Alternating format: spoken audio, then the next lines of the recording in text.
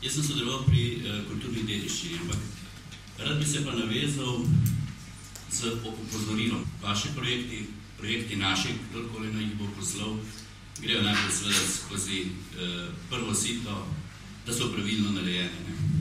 Če manjka žig in podpis, ni verodostojen kos papirja, ni priloga izpolnjena in smo že pri kriteriju odmika. Velikokrat se pravzaprav zgodi, da poskušajo s sofinanciranjem prijavitelji dobiti sredstva za reševanje hardvera, rečemo. Recimo, jaz sem spomeniškega varstva, torej veliko projektov je padlo zaradi tega, ker so mislili, da bojo z evropskim denarjem obnavljali spomenike. Kot se meni dozdeva, ključni kriterij, ko vse druge stvari odpovedo, pravzaprav vsi hrepenimo potem, da bi ugotovili, da bo projekt imel vpliv.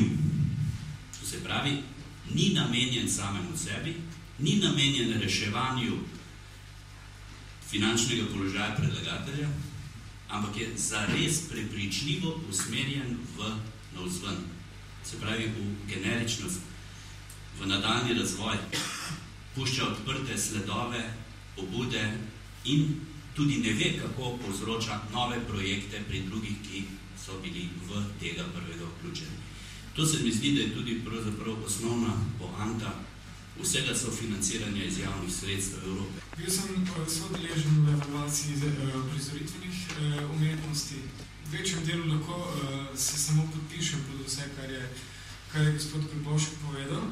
Pri projektih je ta prepričljivost očitna, oziroma neprepričljivost prav tako. Je pa seveda pri izvedbi te prepričljivosti v angleškem jeziku stvar nekoliko bolj zapletena. Mora biti nekdo v ekipi, ki vsaj pozna neke zakone in neka umestna polja angleškega jezika. Nujno se je sklicevati na tisti stavek, ki je v formalnem dokumentu. Potem seveda je lahko 5 strani še, ker je seveda preveč, kakšne razlage, ampak vendar ti moraš odgovoriti na ključno zadevo, dodana evropska vrednost. Torej, forma je pomembna, ampak ne zgolj forma.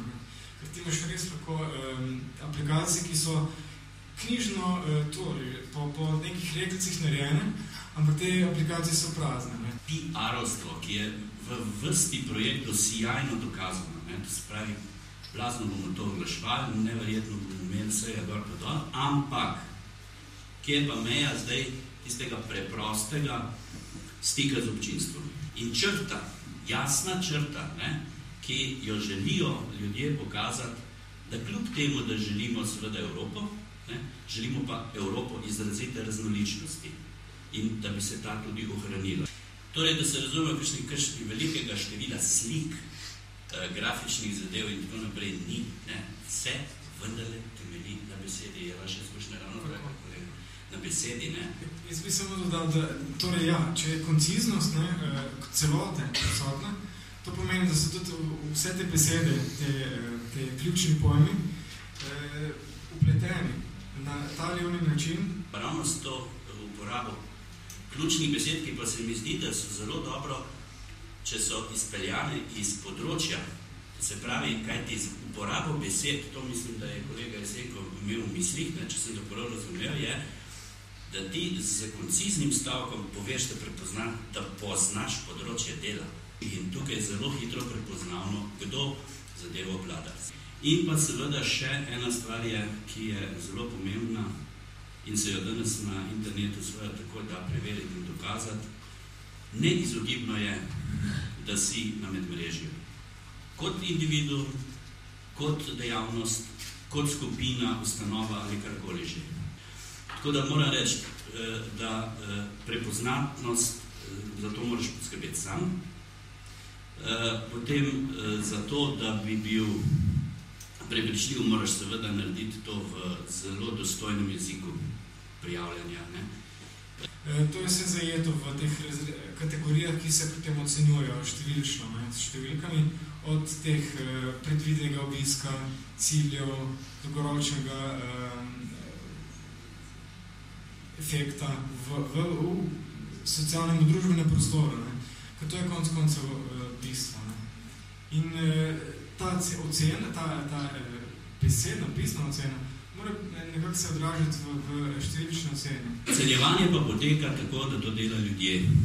Enako kot ste vi ljudje, so tudi tam ljudje.